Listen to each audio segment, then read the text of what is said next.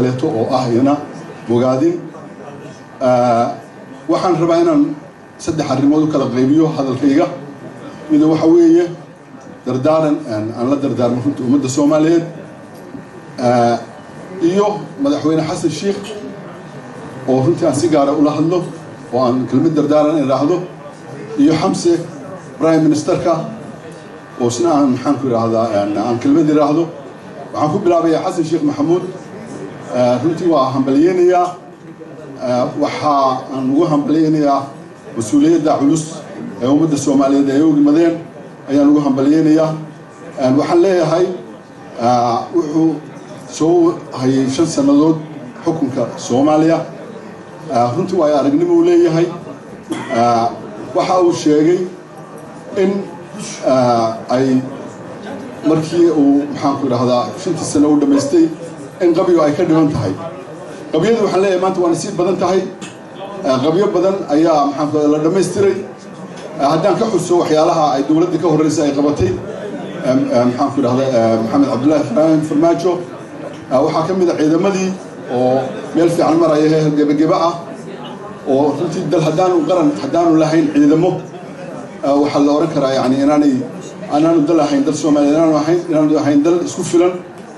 waxa aan ognahay in waxaan ku iraahdaa ay ciidamo ajnabi ah ay ilaalin jireen marka heer aan ka kaftami karo ma jirinba markay ku ilaalinayaan sidii uu sheegay Prime Ministerku of ajnabi markuu garabkaaga taagan yahay runtii laba hadli kartid caalamka laakiin markii inamadaada iyo ciidamadaadu ay ku shaqeynayaan runtii waxa weeye waa arrin aad u cajiib ah hawadeennii oo la soo celiyay badii oo la soo celiyay marka waxyaalo badan ayaa qabiyadii la dhameystiray inta dhimanna ilaahay waxaan ka rajaynayaa inuu dhameystiro taas inta markaan ku dhaafo madaxweyne waxaan leeyahay qabiyada hartay oo aan is leeyahay alla ilaahayadana aad baa loogu baahan yahay in one man one vote ama hal nin iyo hal cod la gaarsiiyo oo xukunka bal soo gaarsiiyo 60 maxaan ku iraahdaa dhowr boqol oo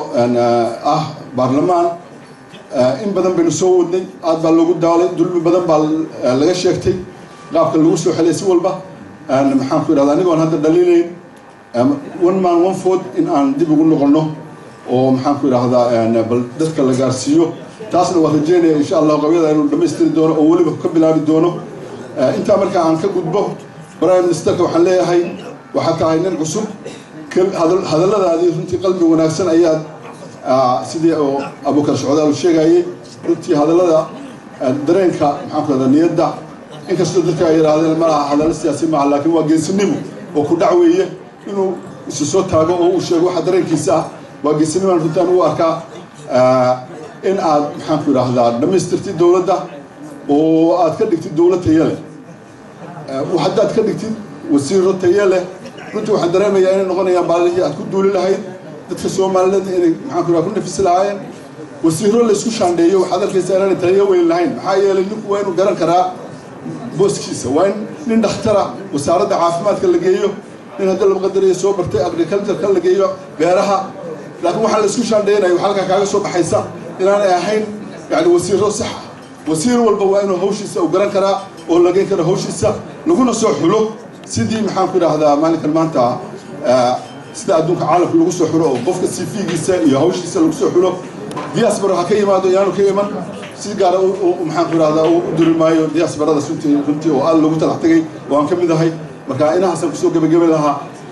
aad iyo aad baan u salaamaya codka la siiyey waan ku faraxsanahay assalaamu calaykum waraxmatullahi wabarakaatuh